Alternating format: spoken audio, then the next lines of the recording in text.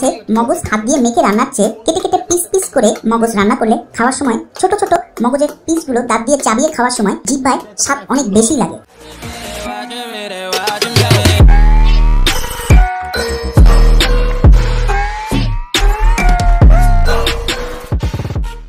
আজ আমি গরুর মগজ রান্না করব। শাহী গরুর মগজ ভুনা করতে আমি দুটি বড় সাইজের গরুর মগজ নিলাম।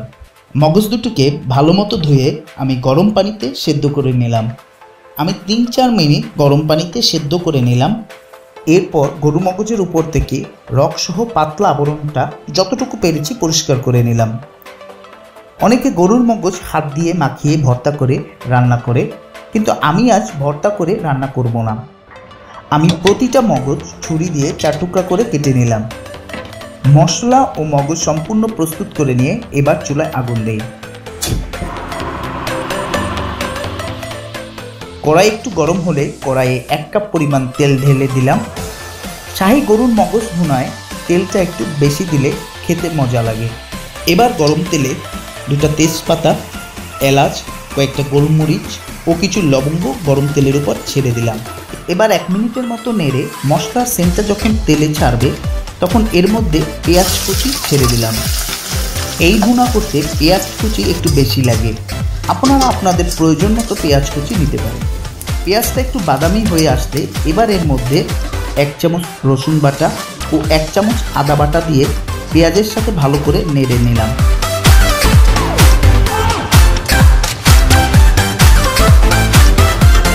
এবার একটু পানি দিয়ে ঢেকে দিলাম যাতে রসুন ও আদাটা একটু সেদ্ধ হয়।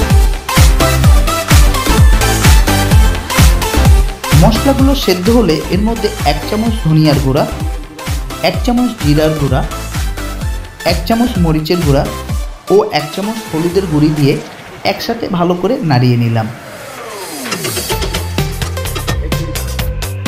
এবার আবার 1 মিনিটের জন্য ঢেকে দিলাম। মশলাগুলো ভালো মতো সেদ্ধ হলে এর মধ্যে আরেকটু পানি মিশিয়ে একটু নেড়ে চেড়ে দিলাম। 2টা ফ্রেশ কিউব করা টমেটো এর মধ্যে দিয়ে নাড়িয়ে নিলাম। এর মধ্যে ফ্রেশ কাঁচামরিচ ফালি করে দিয়ে একটু নাড়িয়ে নিলাম। এবার স্বাদমতো লবণ দিয়ে ঢেকে রেখে কিছুক্ষণ মশলা কষিয়ে ভুনা করে নিই।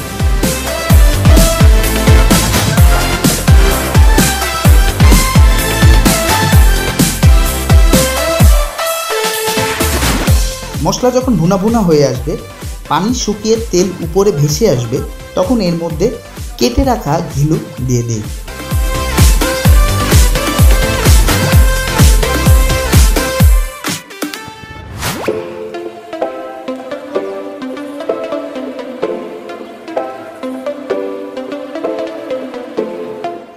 ঘিলু মশলার সাথে ভালো মতো নেড়ে 1 মিনিটের মতো আবার ঢেকে দিলাম।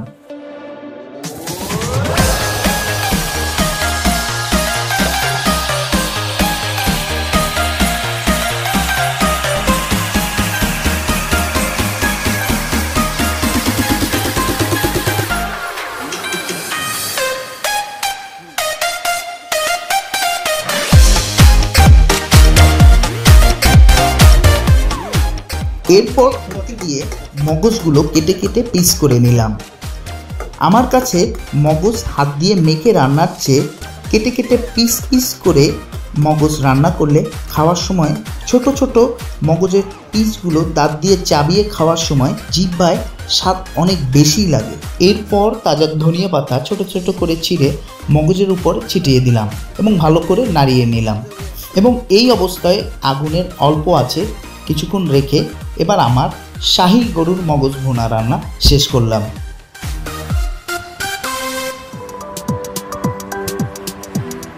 এবার পরিবেশন করার পালা। শাহী গরুর মগজ ভুনা রান্না করতে যেমন সহজ তেমন অনেক সুস্বাদু। চাইলেই আপনি আপনার বাসায় খুব সহজে রান্না করতে পারেন শাহী গরুর মগজ ভুনা। আপনারা এভাবে বাসায় রান্না করে খেয়ে কমেন্টসে জানাতে পারেন আপনাদের শাহী গরুর মগজ ভুনা রান্না খেতে কেমন লেগেছে।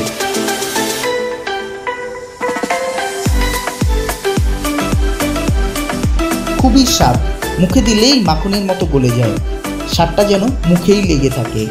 সবার কাছে অনুরোধ, যদি ভিডিওটি ভালো লাগে লাইক করতে ও সাবস্ক্রাইব করতে ভুলবেন না। আমার এই চ্যানেলে রান্না ও খাবার রিভিউ সামনে অনেক দেখতে পাবেন। সকলে ভালো থাকবেন, সুস্থ থাকবেন। দেখা হবে পরবর্তীতে কোনো এক খাবার ভিডিওতে।